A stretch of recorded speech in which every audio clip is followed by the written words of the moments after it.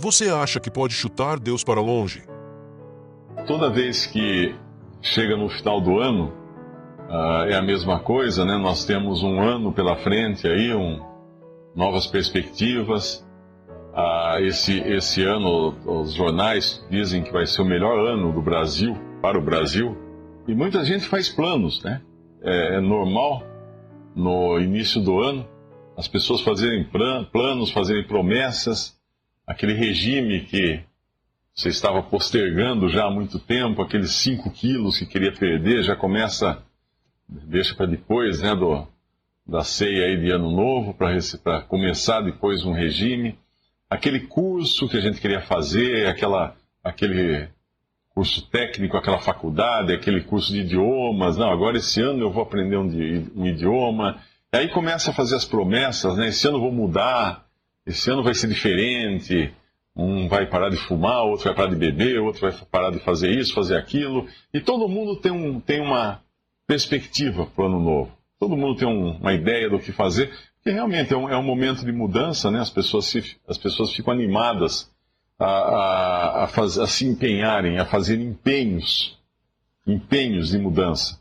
Eu estava pensando numa passagem em Tiago, na carta de Tiago, capítulo 4, Tiago, capítulo 4, versículo 13. Eia agora, vós que dizeis, hoje ou amanhã iremos a tal cidade, e lá passaremos um ano e contrataremos e ganharemos. Digo-vos que não sabeis o que acontecerá amanhã. Porque que é a vossa vida? É um vapor que aparece por um pouco e depois se desvanece. Em lugar do que devias dizer, se o Senhor quiser, e se vivermos, faremos isto ou aquilo. Se o Senhor quiser, e se vivermos. Mas quem é esse Senhor? Por que eu deveria esperar que alguém mais dissesse o que eu devo fazer ou o que eu não devo fazer? Bom, por uma razão muito simples. Aqui ele fala disso em relação à vida humana. E a vida humana é muito frágil. É muito frágil a vida humana. Basta-se um segundo para mudar totalmente a vida de uma pessoa. Eu estava hoje vendo no noticiário e já são 77 mortos desde a véspera do Natal, só nesses feriados, nas estradas, isso só nas estradas. Pessoas que saíram de casa para visitar seus familiares, para ter um tempo de alegria, de confraternização, e de repente em todos esses lares, hoje é um dia de luto. Porque essas pessoas são mortais, como cada um de nós aqui. Então, como nós não temos qualquer controle sobre a nossa vida, nós temos que buscar o autor da vida para fazer qualquer plano. Qualquer plano vai depender necessariamente do autor da vida. O ateu depende do autor da vida. Ainda que ele negue, ainda que ele ache que não existe Deus e que ele é dono do seu destino, mas o coração dele para de bater. E a hora que para de bater, acabou a vida dele aqui. Ele é claro, ele é um ser humano, como todo ser humano, ele nunca mais vai deixar de existir. Uma vez que nós viemos à existência, tenhamos vindo à existência, nós não terminamos a nossa existência. Isso é muito solene.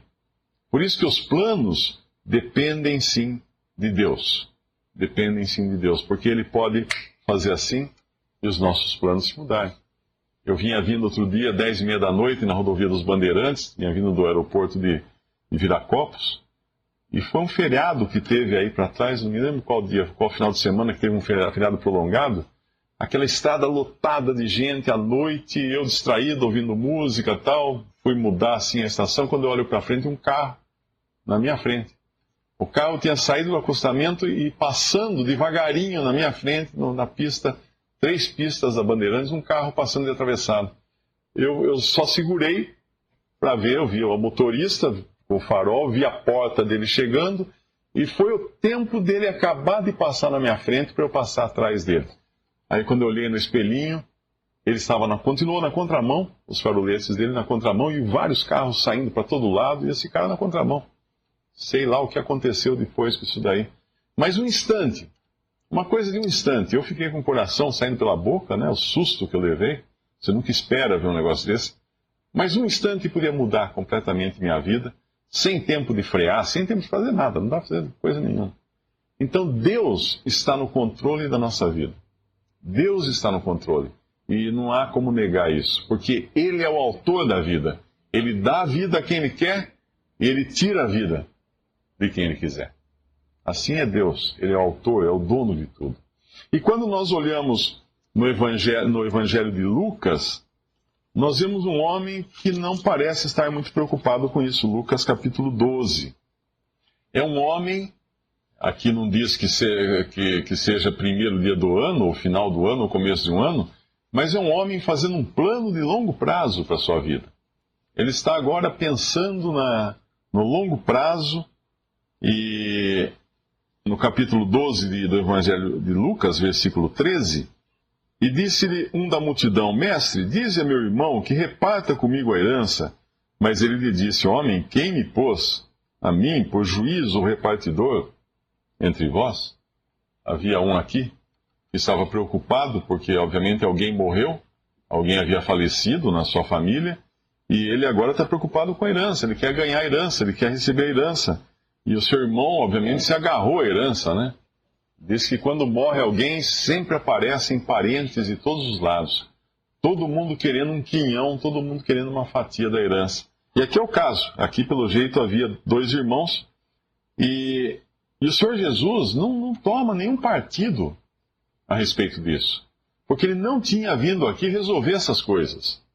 Ele não tinha vindo aqui para decidir essas coisas. Agora, Deus, na sua sabedoria, Deus, na sua maneira de organizar as coisas, obviamente Ele sabia desse caso, Ele sabia que esses 2 iam discutir sobre herança, e Ele sabia que um ia pedir a opinião de Jesus, e que Jesus, então, iria usar esse episódio para ensinar algo. E Ele começa a ensinar no versículo 15, quando Ele fala uma parábola. Ele conta uma história que vai ilustrar, então, o ensino que Ele quer trazer. E disse-lhes: Acautelai-vos e guardai-vos da avareza, porque a vida de qualquer não consiste na abundância do que tem.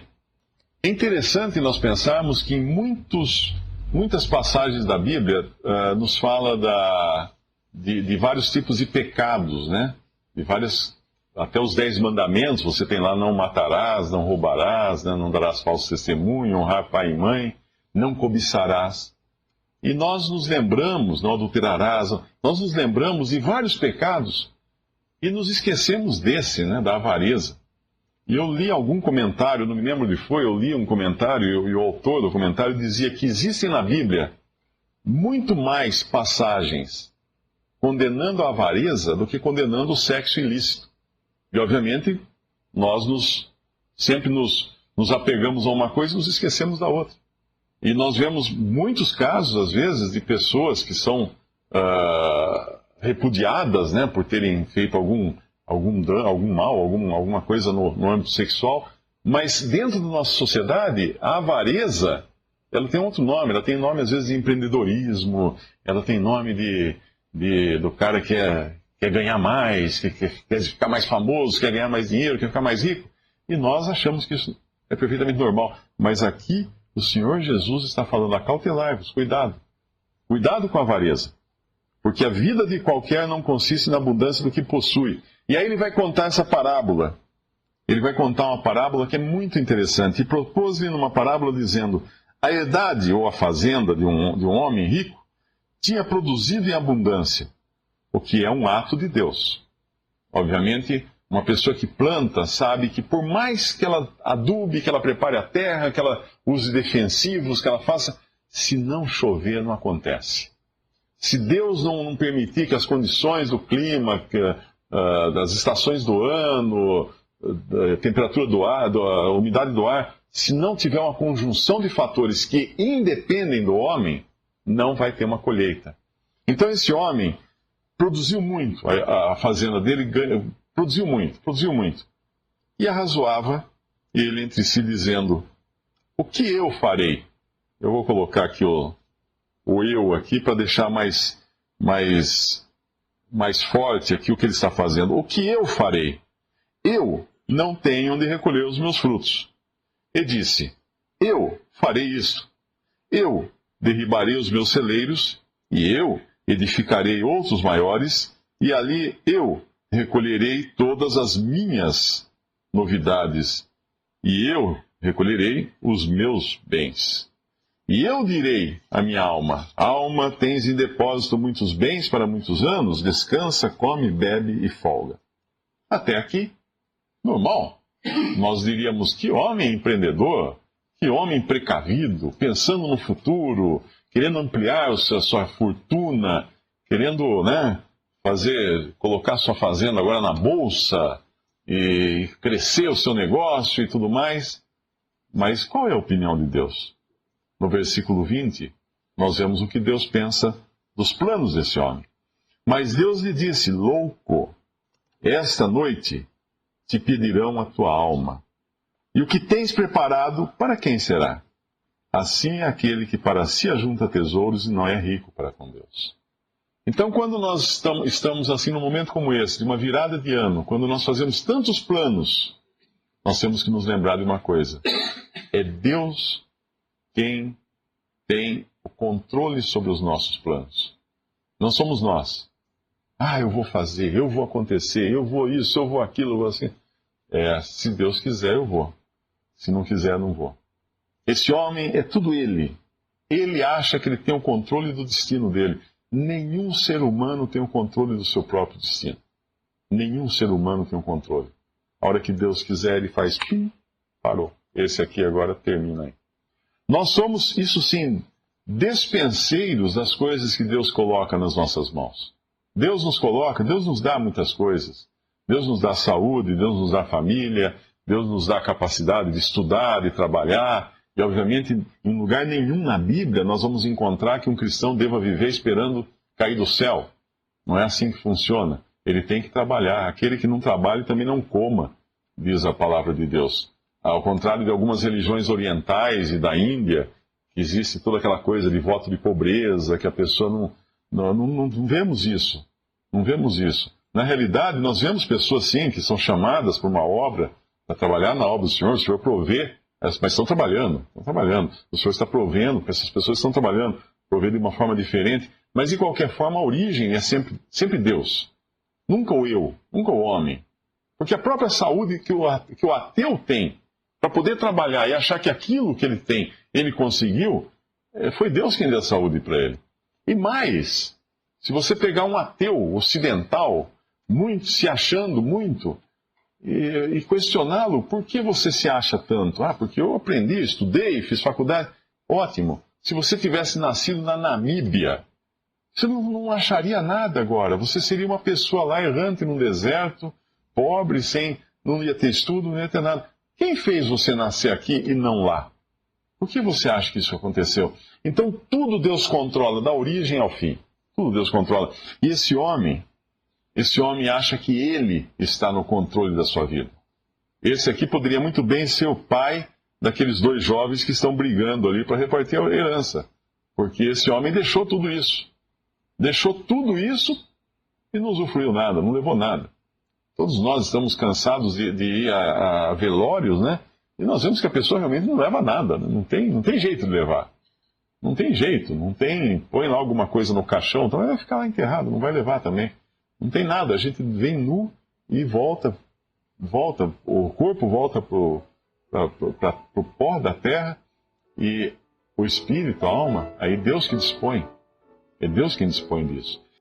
E nós temos uma história muito interessante na Bíblia de um homem que tinha muito e ainda assim era temente a Deus. E com tudo que ele tinha, ele honrava a Deus pelo seu temor a Deus, pelo seu louvor a Deus. Esse homem era Jó. Jó era nós estamos lendo Jó aqui às quartas-feiras, né, os livros de Jó, e é uma história incrível, Jó. Nós encontramos um homem que talvez seja o mais antigo, claro, é posterior a Adão, né, mas é muito anterior aos israelitas, a lei que foi dada por intermédio de Moisés. É um homem que viveu numa antiguidade, né? Ele deve ter vivido há uns 4.000 anos, mais ou menos. E um homem que já tinha um certo conhecimento, não todo perfeito, mas um certo conhecimento de Deus. Um homem que procurava de alguma forma, honrar a Deus com seus sacrifícios, com seu louvor a Deus, com a sua adoração a Deus, que se preocupava com seus filhos também. E um belo dia, esse homem veio a perder tudo, porque Deus criou toda uma situação para que Satanás achasse que aquilo seria uma oportunidade de desonrar o nome de Deus. E Satanás chegou na presença de Deus e Deus falou: você viu meu servo Jó? Como ele é fiel, como ele é honrado, como ele me honra e tal. Ah, mas isso é porque ele tem tudo, o Senhor deu tudo para ele. Então, e é interessante nesse diálogo, nós vemos que o próprio diabo reconhecia que tudo vinha de Deus, que Jó não tinha nada de si mesmo, que tudo tinha sido feito, Deus que fez para ele, Deus tinha feito tudo para ele. E Deus então dá uma permissão que nós não entendemos exatamente as razões, Deus tem as suas razões. Deus diz para Jó, então tá bom, vai lá e tira tudo que ele tem. E Satanás vai. E Satanás causa uma série de situações em que Jó perde toda a sua riqueza, e a riqueza naquele tempo andava, né? Porque riqueza naquele tempo, o dinheiro tinha pernas, era rebanhos. Era uma época que as pessoas compravam as coisas dando camelos, dando vacas, dando ovelhas como pagamento das coisas. Então toda a riqueza era um rebanho. Depois destrói as suas propriedades, mata os seus funcionários, seus empregados e até seus filhos. Todos os seus filhos perecem. Todos os filhos de Jó perecem. E Jó fica sem nada. Fica zero. Fica ele e a esposa apenas. E mesmo a esposa, que Deus permitiu que Satanás não levasse a esposa, não sabemos porquê, é um peso para ele. É um peso, porque ela quer que ele se mate. Ela depois vai dizer para Jó: amaldiçoa Deus e morre. O que é isso, amaldiçoa Deus e morre? Se mate. Acaba com a sua vida. E, no entanto, nós vemos Jó dizer que veio nua, sem nada a esse mundo, e sairia sem nada, e Deus seria glorificado nisso. Aí Satanás vai mais além. Quando Deus comenta mais uma vez com Satanás, Satanás fala: toca nele então. Tirou as coisas dele, mas tudo bem, mas toca na pele dele, na carne dele. Deus fala: tá bom, pode então tocar na carne dele, só não tire sua vida. E aí Satanás aflige Jó com uma doença terrível, uma doença muito ruim, nós não sabemos que doença que é. Ele precisava ficar se raspando com caco de telha, raspando suas feridas com caco de telha. Devia ser muita dor, muito incômodo. E como se não bastasse todo esse sofrimento, vêm os amigos visitá-lo. 3 amigos que são péssimos consoladores. Jó perdeu tudo, perdeu a saúde e ganhou 3 pessoas para ficar azucrinando ele ali o tempo todo, fazendo acusações contra ele, como se já não bastasse o sofrimento, 3 pessoas para fazê-lo sofrer ainda mais. E nisso tudo ele continua glorificando a Deus. Mas tem um capítulo onde Jó, é como se a gente visse o que se passava no coração dele e no coração de todo ser humano. E é bom a gente ir nesse capítulo, que é o capítulo 9 do livro de Jó. Eu apenas dei uma introdução rápida, mas qualquer um pode ler em casa os capítulos anteriores para saber de como foi essa história de Jó. Mas no capítulo 9, ele nos mostra 4 coisas, 4 atitudes que são normais a todo ser humano. Assim como é normal nós fazermos planos para o futuro e nos esquecemos de que se Deus não colocar o seu selo sobre os nossos planos, nós estamos perdidos. Mas essas 4 reações aqui são muito normais. No capítulo 9, então Jó respondeu e disse: na verdade sei que assim é, porque como se justificaria o homem para com Deus? Esse é o grande problema da humanidade e sempre foi. Como alguém pode se apresentar diante de Deus e dizer: eu sou justo, eu não sou culpado de coisa alguma? Será que alguém aqui nessa sala poderia dizer que é isento de qualquer tipo de culpa? Como a gente costuma dizer popularmente, que não tem culpa no cartório. Talvez não tenha culpa no cartório dos homens, mas será que alguém poderia chegar na presença de Deus e falar assim: eu sou totalmente inocente, eu sou a pessoa justa, Eu me lembro quando era criança, meus pais, né, eram católicos, fui criado na religião católica, eu ganhei aquele catecismo, aquele livrinho, um livrinho tão bonito, achava bonito aquilo, era de capa de madrepérola, era muito bonito, assim, ganhei de um padrinho, acho que foi.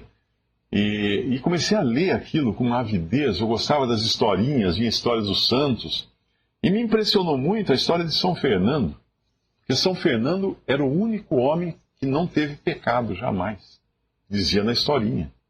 E eu acreditava naquilo, até que eu comecei a crescer, e fui ficando grandinho, e fui descobrindo que dentro de mim habitava um ser terrível, extremamente mau e pecaminoso ao extremo. E aquilo que eu quisesse porventura fazer de bem, eu tinha muita coisa em mim que queria fazer errado. E aí eu vi que aquilo era tudo conversa, que não tem um homem, não há um homem que não peque. Não há um justo, a Bíblia fala, não há um justo nem sequer um. Não há quem busque a Deus, não há quem queira a Deus, não há nenhum. Procura, não existe. Deus buscou um justo, não achou também, não tem. Então como se justificaria o homem diante de Deus? Para com Deus, como um homem se apresentaria diante de Deus, falar assim, Deus podia falar, baseado em que você acha que pode entrar na minha presença? Eu sou justo. Como? Aí vem as reações dos homens. A primeira reação é aquela que já é uma decorrência de sermos pecadores. Jó vai falar 4 vezes aqui a palavra se. Uma vez ele não fala se, mas nessa tradução ele não fala se, em outra tradução ele fala se. Mostrando a impossibilidade de alguém se justificar diante de Deus. A própria natureza nossa, de pecadores, nos leva ao primeiro se do versículo 3, que é uma posição de rebeldia, de rebelião contra Deus. Se eu quiser contender com ele, com Deus, nem a uma de 1000 coisas lhe poderá responder. Se o homem quiser contender com ele, nem a uma de 1000 coisas lhe poderá responder. Ele, Deus, é sábio de coração, poderoso em forças. Quem se endureceu contra ele teve paz.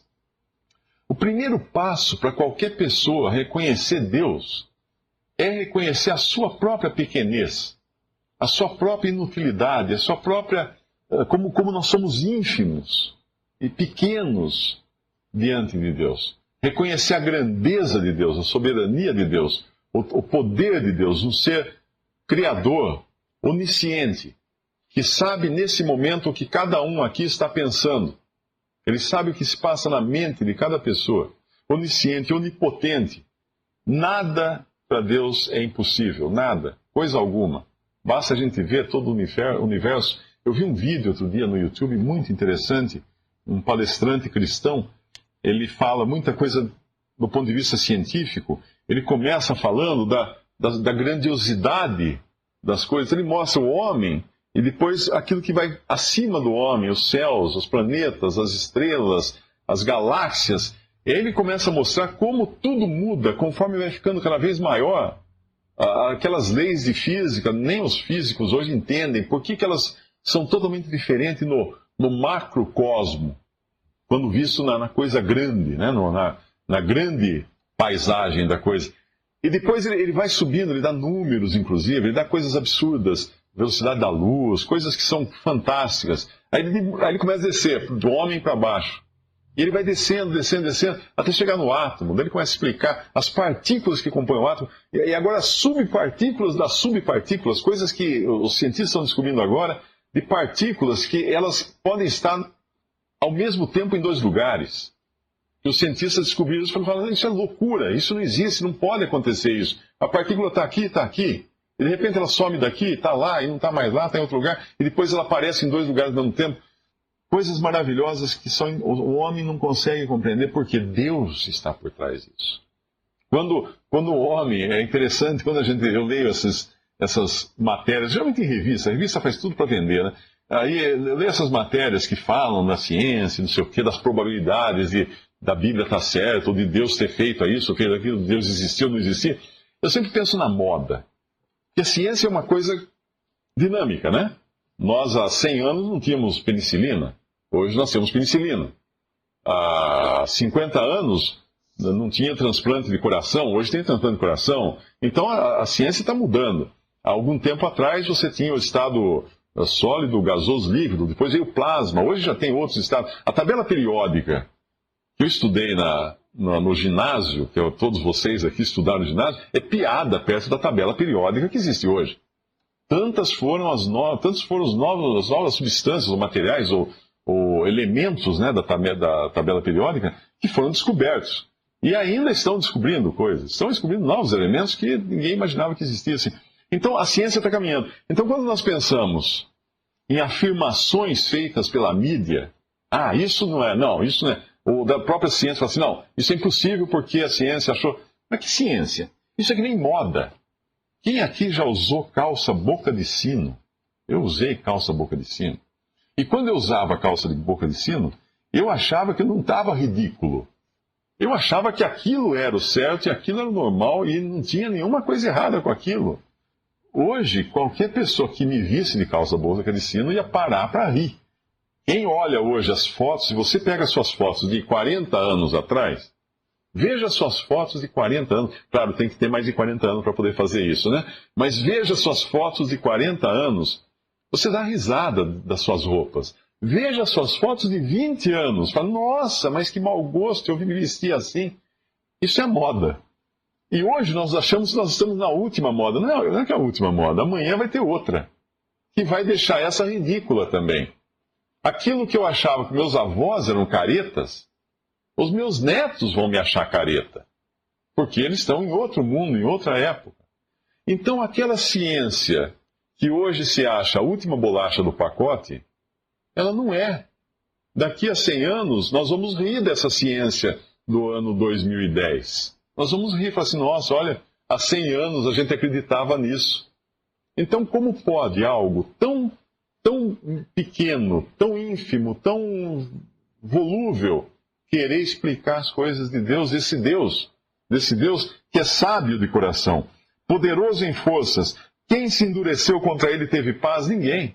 Impossível. Versículo 5. Ele é o que transporta as montanhas sem que o sintam. Olha que coisa interessante. Qualquer geólogo sabe que as montanhas não estão paradas. Todas as montanhas do mundo, nesse exato momento, estão andando. O próprio mundo, nesse exato momento, está se afastando da Lua, se afastando da Terra e a Terra da Lua, a 3 centímetros por ano, se não me engano. Todas as coisas estão se mexendo, o chão embaixo de nós está se mexendo. Nós não entendemos essas coisas. Quem faz isso? Deus faz isso. Ele transporta as montanhas. Ele é o que as transtorna no seu furor, o que remove a terra do seu lugar e as suas colunas estremecem, o que fala ao sol e ele não sai, e sela as estrelas, o que só entende os céus e anda sobre os altos do mar, o que faz a Ursa, está falando aqui de estrelas e de galáxias, o Órion e o Sete Estrelo e as recâmaras do sul, o que faz coisas grandes que se não podem esquadrinhar, e maravilhas tais que se não podem contar. Eis que passa diante de mim e não o vejo, e torna a passar perante mim e não o sinto. Isso aqui é interessante também porque nós medimos todas as coisas pela capacidade sensorial que nós temos. Existe até um enigma filosófico aí, que é: será que existe som numa floresta quando cai uma folha e não há nenhum ser vivo ali para escutar o barulho da folha? Esse é um dos dilemas filosóficos, porque o som exige audição para ser considerado som. Existe alguém para perceber que existe o som. Para perceber cores, precisa existir a visão. Sem visão não há razão de ser das cores. Tanto é que os diferentes tipos de vida têm diferentes percepções também da escala de cores, né? Das diferentes cores, das diferentes frequências vibratórias das coisas, da luz, para ele poder captar essas cores. Então, Deus está além de tudo isso. E quando os homens testam as coisas, experimentam as coisas, eles estão testando as coisas, experimentando as coisas com os instrumentos sensoriais que eles têm, baseados nos seus sentidos e na interpretação que os seus sentidos dão das coisas. Mas Deus está além de tudo isso. Tem um versículo que fala que Deus habita na luz inacessível. numa frequência do espectro que vai além dessa que é acessível por qualquer ser vivo, qualquer instrumento de medição. Deus habita na luz inacessível. Esse é o Deus que nós estamos falando, o que faz coisas grandes, versículo 10, que se não podem esquadrinhar, e maravilhas tais que se não podem contar, que passa por diante de mim, não o vejo, e torna a passar perante mim, não o sinto, eis que arrebata a presa, quem a fará restituir? Quem me dirá, que fazes? Deus não revogará sua ira. Debaixo dele se encurvam os auxiliadores soberbos, quanto menos lhe poderei eu responder ou escolher diante dele as minhas palavras. A ele, ainda que eu fosse justo, lhe não responderia. Antes, ao meu juiz, pediria misericórdia. Ainda que chamasse e ele me respondesse, nem por isso creria que desse ouvidos à minha voz. Porque me quebranta como uma tempestade e multiplica as minhas chagas sem causa. Nem me permite respirar, antes me farta de amarguras. Quanto às forças, eis que ele é o forte. E quanto ao juízo, quem me citará com ele? Jó reconhece aqui que se ele se rebelar contra Deus, ele não tem chance alguma. Não há chance. Aquela coisa de ele falar assim, eu vou me rebelar contra Deus, Deus não foi bom comigo, tal. Pode esquecer. Pode esquecer. Eu, antes da minha conversão, eu vi o Evangelho na faculdade. Eu morava sozinho num apartamento no Guarujá, estudava em Santos. E eu me lembro que eu estava sendo evangelizado e muito arredio, muito bravo com tudo. E aconteceu uma série de coisas que Deus foi me colocando assim, uma atrás da outra, que me deixaram intrigados. Uma, eu entrar numa livraria para procurar um livro do Erich von Däniken. Eu tinha lido Eram os Deuses Astronautas e tinha um outro livro semelhante que ele escreveu, que também falava super mal da Bíblia. E eu estava louco para ler essas coisas. Fui na estante, peguei o livro, assim, uma livraria secular, peguei o livro, achei. Daí eu olhei do lado, o grande... Como é que é? A agonia do grande planeta Terra. Falei, o que será que é isso? Olhei, tinha um mundo explodindo na capa. Vou levar esse também. E era um livro cristão. Um livro que falava de profecias da Bíblia. Completamente oposto ao que o von Däniken estava falando. E aquilo me intrigou. Eu li aquele livro, me intrigou. E depois mais um colega falando do Evangelho na faculdade, mais uma série de coisas que foram acontecendo. E uma noite eu estava arrasado, estava quebrado, estava chateado com tudo, bravo, irado. Eu peguei minha Bíblia, que tinha uma Bíblia em casa, eu às vezes lia a Bíblia, lia Bhagavad Gita, lia livros budistas, lia uma série de coisas. Eu peguei a Bíblia e falei assim, Deus, você quer falar alguma coisa? Fala para mim. E abri assim, caiu num dos últimos capítulos de Jó. Quando Deus fala para Jó, no capítulo 38, 39, 40, 38. Depois disso, o Senhor respondeu a Jó no redemoinho e disse, quem é esse que escurece o conselho com palavras sem conhecimento? Agora cinge os teus lombos como homem, e perguntar-te-ei, e tu responde-me, onde estavas tu, quando eu fundava a terra? Faze-mo saber se tens inteligência. E aí Deus vem dando uma dura assim, e ele deu essa dura em mim. Essa dura que ele dá em Jó aqui, dele falar, você sabe onde é que está o ouro? Você sabe como é que a coisa fez assim? Você sabe como é que foi formada a terra? Você sabe como é que foi isso? O capítulo 38, 39 e 40, se você quiser se sentir extremamente ignorante, leia esses capítulos, porque você vai ver como você é pequeno. Eu me lembro de ter lido assim, seguido, fechei minha Bíblia assim, como se tivesse gente olhando para mim em volta, fechei com o maior medo. Eu tive medo. Guardei, deitei na minha cama, cobri a cabeça com a coberta, de medo. Deus tinha falado comigo, com o dedo em riste, dizendo assim, quem que você pensa que você é? Com quem que você pensa que você está tratando? Você pensa que eu estou de brincadeira com você? Isso é Deus. Nós não podemos. Então a primeira argumentação de Jó aqui, se eu quiser contender com ele, o próprio Jó fala assim, esqueça, você vai perder. Você vai perder se quiser contender com Deus. Mas vamos a segunda argumentação de Jó. É no versículo 20. Vem outro se aqui. Se, Jó capítulo 9, versículo 20. Se eu me justificar, a minha boca me condenará. Se reto me disser, se me considerar reto, então ele me declarará perverso. Ainda que perfeito, não estimo a minha alma, desprezo a minha vida. A coisa é esta: por isso eu digo que ele consome ao reto e ao ímpio, matando o açoite de repente, então se ri da prova dos inocentes. A terra é entregue às mãos do ímpio, ele cobre o rosto dos juízes. Se não é ele, quem é logo?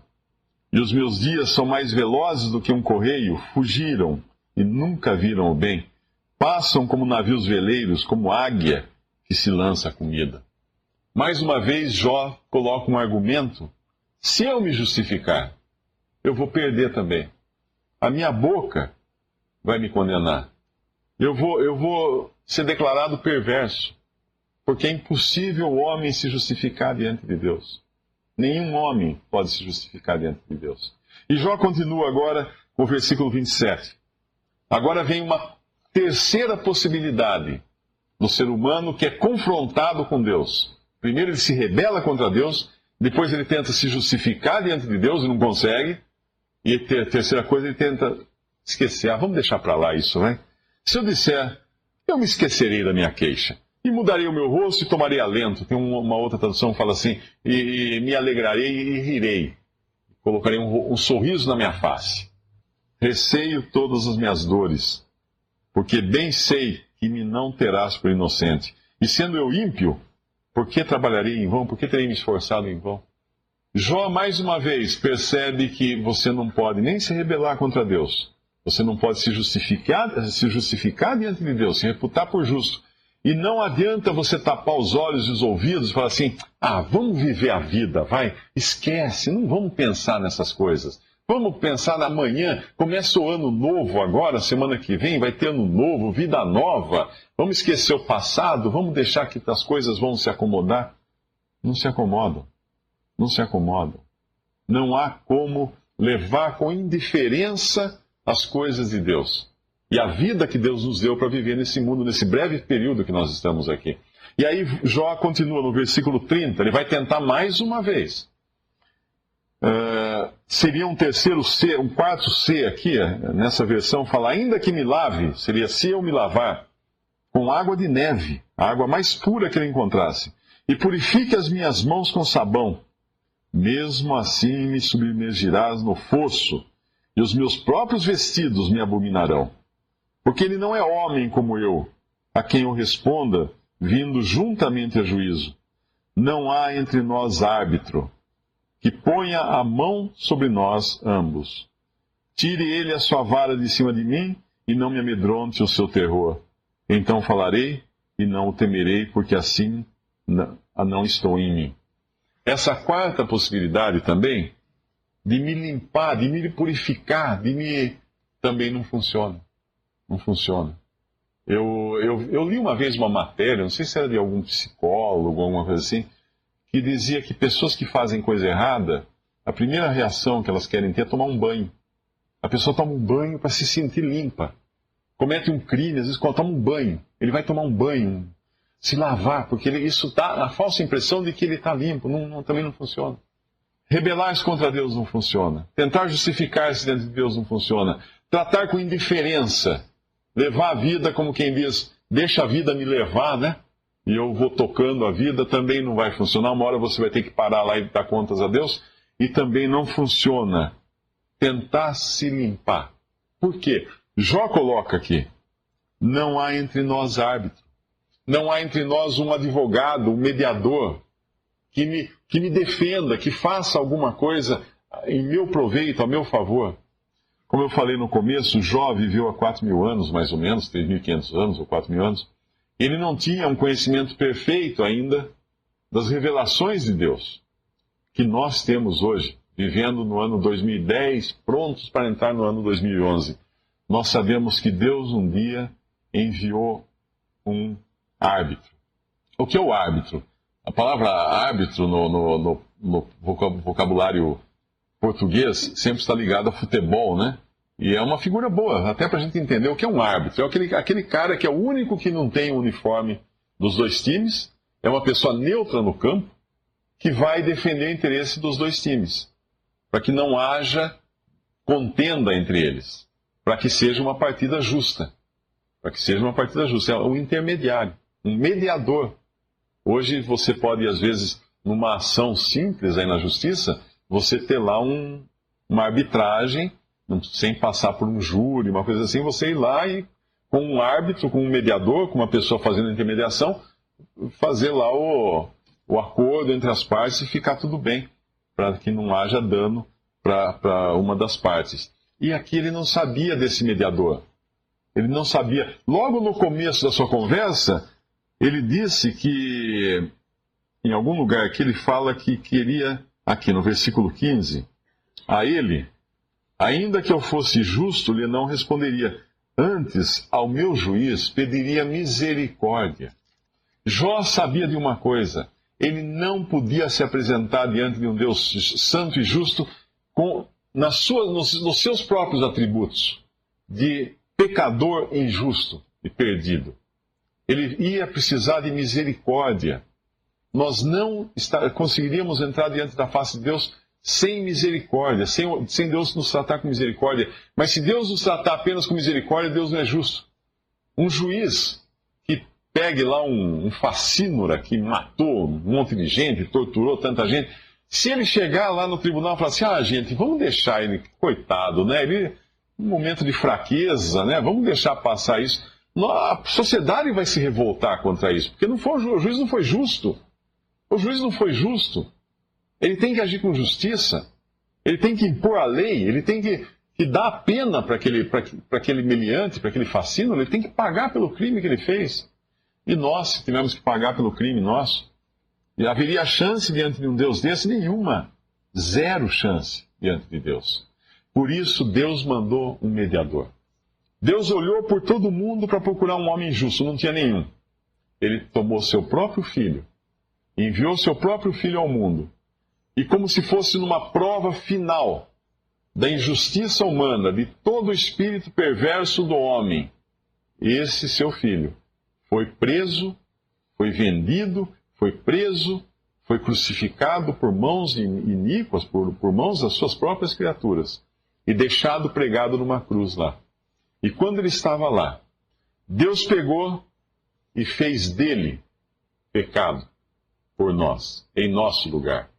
Cristo ficou na cruz como se fosse um para-raios, numa noite de tempestade, onde todos os raios da ira de Deus, do juízo de Deus, convergiram nele ali. E ali ele sofreu o inferno, ele sofreu a condenação, ele sofreu a pena do pecador perdido. E todos os que foram salvos por ele. Cristo foi ali na cruz, objeto não só do escárnio dos homens. A gente sempre pensa nele como um tiradentes, como um mártir, sofrendo injustamente, mas não é isso só, não. Essa é a parte humana da coisa. Nas 3 horas de trevas que se sucederam à crucificação, ele sofreu nas mãos de um Deus justo. Nós não poderíamos pagar. Deus precisava lançar sua pena. Deus não podia ter misericórdia de nenhum ser humano. E ele não teve misericórdia do seu próprio filho. Ele julgou a Cristo como se fosse o pior dos pecadores, porque ele relevou ali os nossos pecados. Todos os nossos pecados sobre si. E ali ele foi julgado, ali ele recebeu castigo, ali ele entregou a sua vida num brado de dor, de sofrimento. Deus meu, por que me desamparaste? Algo completamente estranho até ao caráter de Deus, desamparar um justo. O Salmo diz que o salmista fala assim, nunca vi um justo desamparado. E ali estava o único justo desamparado por Deus, pelo próprio Deus, pagando um preço que ele não devia. Mas aí sim, quando ele ressuscitou no 3º dia, Deus mostrou que estava aprovando completamente a sua obra de mediação, de pagamento, de morrer no lugar do ser humano, no lugar do homem, no meu lugar, morrendo ali no meu lugar. E aí hoje ele é o mediador. Esse mediador que Jó sente, angustia-se naquele momento por não ter esse mediador está disponível em 1 Timóteo, capítulo 1, ou melhor, capítulo 2, versículo 3. Final do versículo 3 diz, Deus, nosso Salvador, que quer que todos os homens se salvem e venham ao conhecimento da verdade. Porque há um só Deus e um só mediador, ou árbitro, ou intermediário entre Deus e os homens, Jesus Cristo homem, o qual se deu a si mesmo em preço de redenção por todos, para servir de testemunho a seu tempo. Esse é o mediador do qual nós precisamos. Muito embora ele tenha se dado por preço por todos, ele pagou o preço de todos, por todos. Nem todos serão salvos. Por quê? Porque nem todos aceitarão um convite. Se eu chegar para vocês e falar assim, gente, já paguei no restaurante ali da esquina o jantar para todos. Pode ser que todos vão, né? Mas pode ser que eu fale, Mário, eu tinha um compromisso já, não vai dar para ir e tal. Ele não vai. Mas estava pago dele também. Estava pago também. Aquele que não foi estava pago, mas daí ele não recebe. Ele não usufrui. Então Cristo na cruz pagou o preço por todos. Muitos são salvos, mas apenas aqueles que o aceitam agora como seu Salvador, como seu mediador. E se você nessa virada de ano, como nós começamos dizendo aqui no início, que é um momento de promessas, de planos, o que eu vou fazer na vida, se eu vou pensar nisso, naquilo, fazer aquilo outro, nada disso terá importância, nada disso se você primeiro não der o passo de fé e crer em Jesus como seu Salvador e agarrar essa salvação. Pegar essa salvação que Deus oferece de graça. Porque como é a nossa vida? Quando ela acaba? Na hora que um carro atravessa na minha frente, na rodovia dos Bandeirantes, ela pode acabar. Na hora que meu coração simplesmente der aquela batida e fechar e não voltar a abrir. E não tiver ninguém por perto lá com o negócio para dar um choque em mim e fazer eu acordar. Na hora que qualquer coisa, uma pequena artéria da espessura de um fio de cabelo no meu cérebro simplesmente se romper. E aí, acabou. Acabou uma vida. Primeiro plano que eu devo fazer, nem é para o ano novo, é para agora, para esse momento. Senhor, me salva. Senhor, perdoa os meus pecados, me salva. Me dê o perdão completo. Me trate com misericórdia, baseado na obra que o teu filho consumou na cruz. Tu não o poupaste ali na cruz para me salvar. Não despreze agora essa salvação que Deus oferece de graça. Deus é digno e você não poderá contender com Ele, você não poderá se justificar diante dEle, de nada adiantará você passar indiferente nessa vida, deixa a vida me levar, né? Me leva assim, tem até um samba que fala isso. Não adianta, a vida vai levar você vai acabar a vida e vai ter que se encontrar com Deus. E não adianta você tentar se limpar também diante de Deus, porque não dá para limpar. A única coisa que limpa os nossos pecados é o sangue derramado na cruz do Calvário. É disso que nós precisamos, se nós quisermos realmente ter não só um ano novo, mas uma vida nova. Visite Respondi.com.br. Visite também 3minutos.net.